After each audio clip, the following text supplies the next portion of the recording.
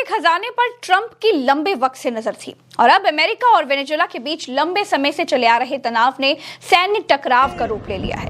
Venezuela की राजधानी Caracas शनिवार तड़के कई जोरदार धमाकों से दहल उठी। कराकस के आसमान पर अमेरिकी हेलीकॉप्टर्स तो वहीं उसकी सड़कों पर टैंक्स मंडराते दिखे। इस हलचल से लोग घबराकर सड़कों पर निकल आए। वेनेजुएला में अमेरिकी आर्मी ने तबाही मचा दी है।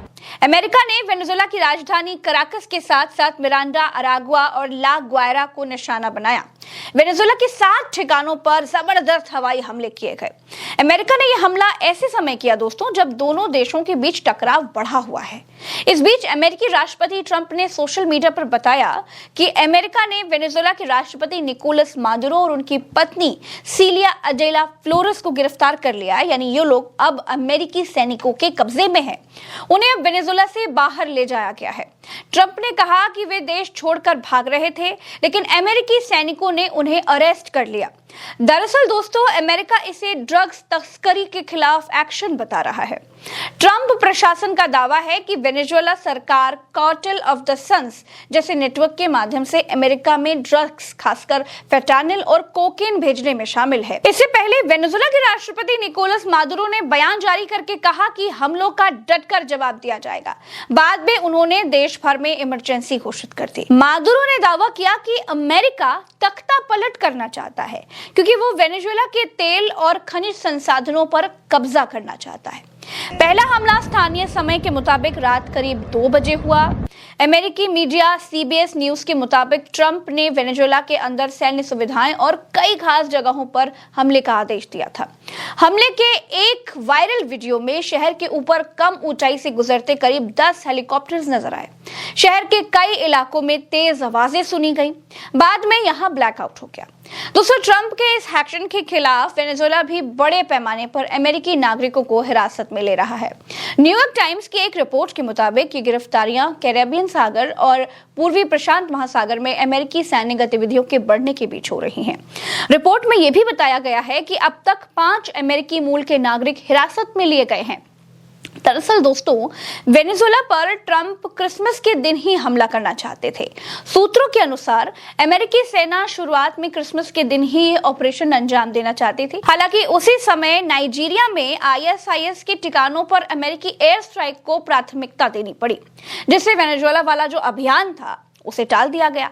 इसके बाद क्रिसमस के बाद कई ऐसे मौके सामने आए जब हमला किया जा सकता था, लेकिन खराब मौसम ने अमेरिकी सेना की योजना पर पानी फेर दिया था। असल में दोस्तों, ट्रंप प्रशासन ने लंबे समय से मादुरो सरकार पर ड्रग कार्टेल चलाने के आरोप लगाए हैं। अमेरिका का कहना है कि वेनेजुएला से बड़े पैमाने पर नशीले पदार्थों की तस्करी होती है, जिससे अमेरिकी सुरक्षा को खतरा है। इसी के तहत हाल के दिनों में अमेरिका ने कैरेबियन क्षेत्र में नौसेना तैनात की थी। वेनेजुएला हवाई क्षेत्र को अनौपचारिक रूप से अब बंद कर दिया गया, नए प्रतिबंध लगाए और वेनेजुएला के तेल टैंकरों को जब्त करने के आदेश दिए। दोस्तों, इस पूरे घटनाक्रम ने लैटिन अमेरिका में हलचल मचा दी है।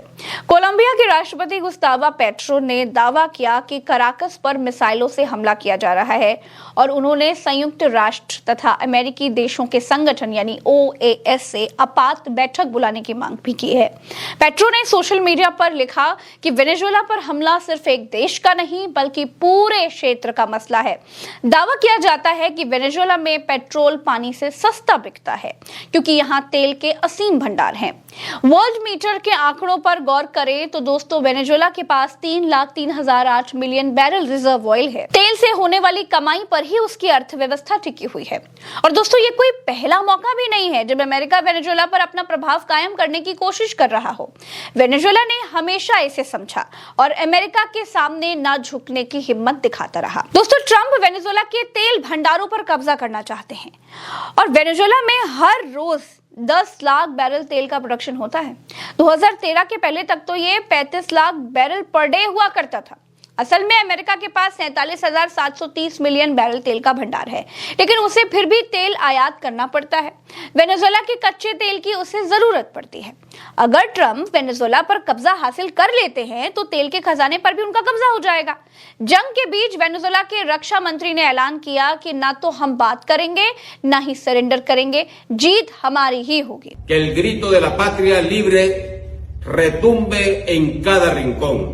La victoria es nuestra porque la razón y la dignidad nos acompañan. Nosotros venceremos. ¡Que viva la patria! दोस्तों, वेनेजुएला के जिन अहम ठिकानों पर अमेरिका की तरफ से हमला हुआ उनमें कराकस में मेन मिलिट्री बेस फुएर्टे टियोना, वेनेजुएला का मुख्य सी पोर्ट ला गुब्रा पोर्ट और मिरांडा राज्य का एयर बेस हिगुएरोटे एयरपोर्ट शामिल है। दोस्तों, इस हमले के पीछे ट्रंप भले ही ड्रग्स तस्करी का हवाला दे रहे हैं, लेकिन पूरी दुनिया जान रही है कि ट्रंप की नजर वेनेजुएला के खजाने पर है। साफ है कि यह जंग इतनी आसानी से रुकने वाली नहीं है। वेनेजुएला के रक्षा मंत्री भी यही संकेत दे रहे हैं। अभी के लिए मेरे साथ फिलहाल इस वीडियो में इतना ही। वेनेजुएला और अमेरिका की इस जंग की हर रिपोर्ट हम आप तक पहुंचाते